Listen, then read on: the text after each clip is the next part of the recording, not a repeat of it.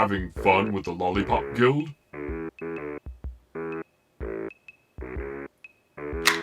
What are you doing? Say something! That's not fair. You know I can't run well. You'll pay for this.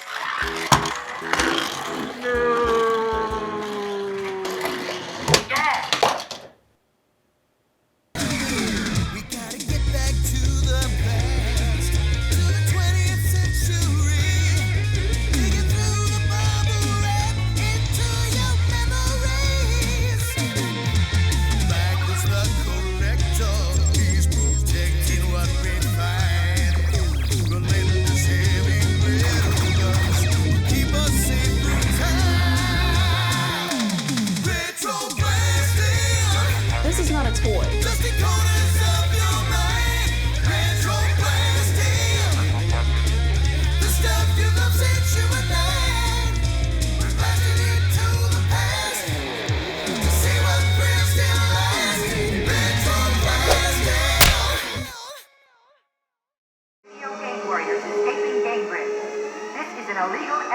I saw the movie once, rented from Circuit City in one of those white VHS clamshells Disney was famous for in their early days. At the time, I didn't know exactly what I was witnessing. Tron was a movie that escaped my intellectual grasp in the 80s.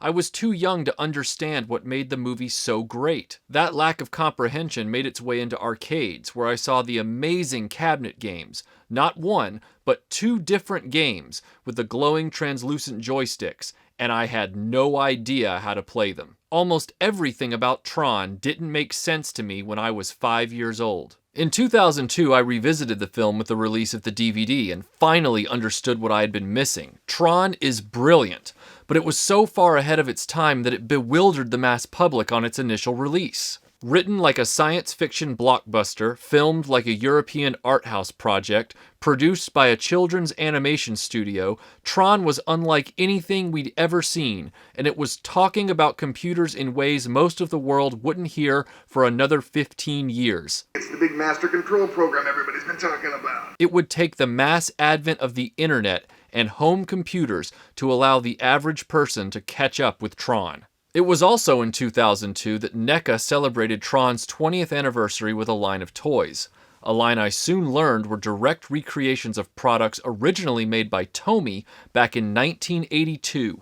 In 1982, Disney was looking for something new and original to develop that could become their Star Wars, their science fiction odyssey. At the time, their animated features were anemic, and their live-action efforts were cinematic chuckles with little staying power. Disney put a lot of capital into Tron, but the film was deemed a flop by the Mouse House, pulling in $33 million on a $17 million budget. Quietly in the background, a small assortment of action figures and vehicles based on the film would fall into obscurity as well. Tomy, best known for making toddler-age toys like this truck, licensed Tron for a series of action figures that would be relatively the same scale as Star Wars and Fisher-Price Adventure People. The line was as short-lived as the film it was based on, but the toys produced are quite unique and are of outstanding quality. Tomy's Tron line consisted of 4 action figures and 2 vehicles. The figures were the character selections you'd expect. You had Tron, Kevin Flynn, Sark, and Warrior. All of the figures stood at about 4 inches tall with chunky proportions similar to Adventure People, and the semi-transparent blue, red, and purple plastics made them look like action figure-shaped candy. Ooh, I love ring pops! Tomy did an admirable job trying to bestow upon the toys the impression of the laser light costumes worn in the film, even if it was at the expense of distinctive features. Flynn and Tron are almost indistinguishable unless you pay attention to their base colors and painted details, the latter of which can rub off with excessive wear. Sark and the Warrior are a little easier to tell apart, given the Warrior's bulkier silhouette and his staff weapon, and the fact that Sark's red is brighter than the Warrior, who looks like a cranberry jello mold. The Warrior is one of those great troop builder figures so Sark can have an entourage of baddies. Unfortunately, on the second-hand market, the Warrior's glow-in-the-dark staff is very difficult to locate if missing. The other figure's smaller glow-in-the-dark identity disc weapons clip into their backs, somewhat reducing the chance of losing them. The Warrior staves are almost always AWOL. 2 vehicles were made, TRON and Flynn's light cycles, in yellow and orangey red. The cycles are impressively faithful to the film designs, with simple lines and a cool party trick. Each cycle came with a beefy ripcord that could be used to whip the massive rear wheel into a frenzy and sends the light cycle speeding across the floor. But getting the light cycle to work correctly was easier said than done.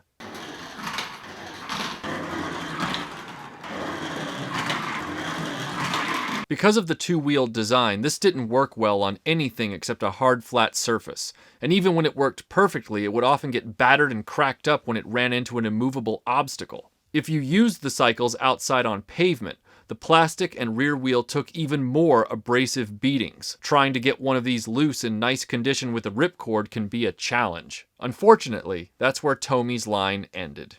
We never saw a recognizer ship or additional figures for Ram, Yori, and Dumont. There was never a Clue or a Solar Sailor or Sark Cycle Riders. We never saw a giant Sark or a Master Control playset. The film just wasn't successful enough at the time to give the toys the appeal they needed. The Tomy toys are relatively easy to find, but if you want them complete, you'll have a better chance with still packaged examples.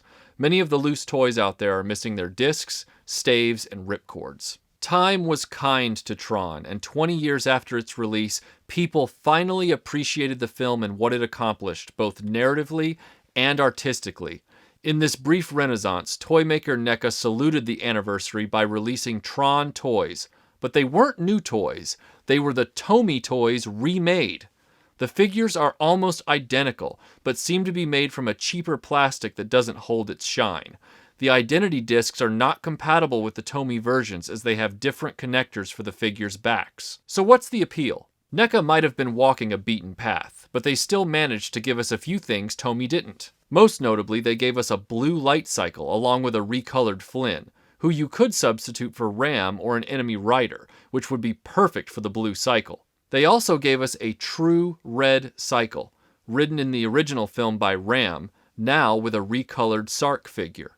When combined with the Tomy cycles, you have the full range of colors from the famous light cycle sequence. Alas, Neca didn't expand the series to new characters or vehicles.